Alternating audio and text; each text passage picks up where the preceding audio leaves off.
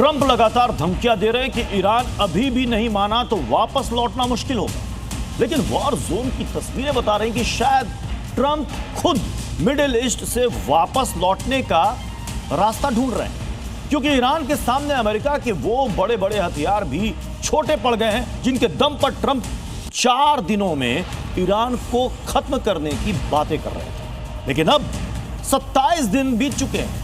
युद्ध के इन 4 हफ्तों में ईरान ने अमेरिका के कौन कौन से महाविनाशकारी हथियारों को चोट पहुंचाई है, किसे कहां टारगेट किया है, पूरी डिटेल इस रिपोर्ट में देखिए।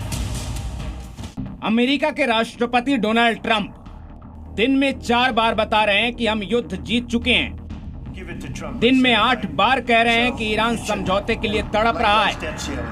ट्रंप का कहना है कि दुनिया में कोई ऐसी ताकत नहीं है जो अमेरिका के आसपास हो।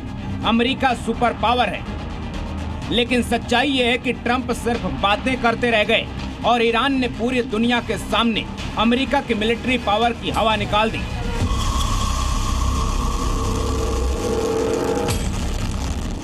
इसके एक नहीं कई सबूत हैं। इस रिपोर्ट में हम आपको बताएंगे कि आखिर कैसे ईरान के पलटवार से अमेरिका पर गंभीर सवाल खड़े हो गए हैं। जिन हथियारों पर अमेरिका घमंड करता था, उन पर ईरान ने सीधी चोट की है।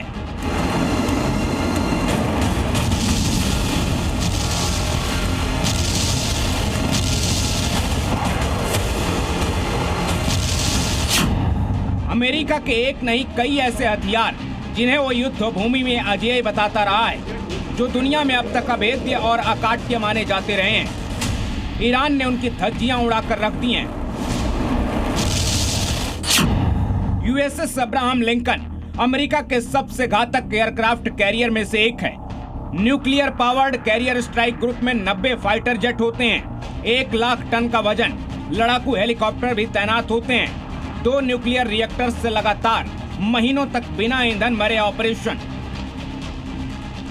हमले से पहले ट्रंप ने इसकी खूब मार्केटिंग की थी।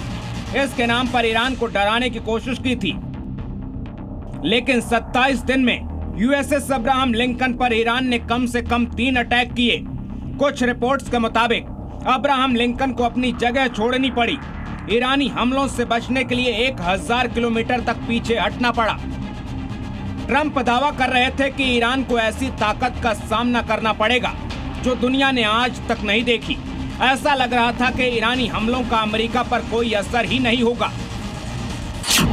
लेकिन ईरान ने अब्राहम लिंकन के साथ विध्वंसक पोत भी टारगेट किए। अमेरिका ने ईरान के पास आर्ले बर्ग डिस्ट्रॉयर तैनात किया था। यह अमेरिका का multi mission guided missile destroyer है। एजिस कॉम्बैट सिस्टम और स्पाई 1 स्पाई 6 रडार से लैस होता है। टॉमाहॉक समेत कई तरह की करीब 90 मिसाइलों से लैस होता है। आमतौर पर इसे छोटे एयरक्राफ्ट कैरियर के रूप में इस्तेमाल किया जाता है। ईरान के हमलों से इस डिस्ट्रॉयर में भी आग लगने की खबर आई। ईरान ने युद्ध के पहले ही हफ्ते में 5 मार्च को आर्लेबर्ग डिस्ट्रॉयर पर बड़े अटैक का दावा किया। अमेरिका ने कहा कोई बड़ा नुकसान नहीं हुआ, लेकिन हमले की बात खारिज नहीं की। ईरान के हमलों के आगे अमेरिकी डिफेंस सिस्टम भी नाकाम रहे।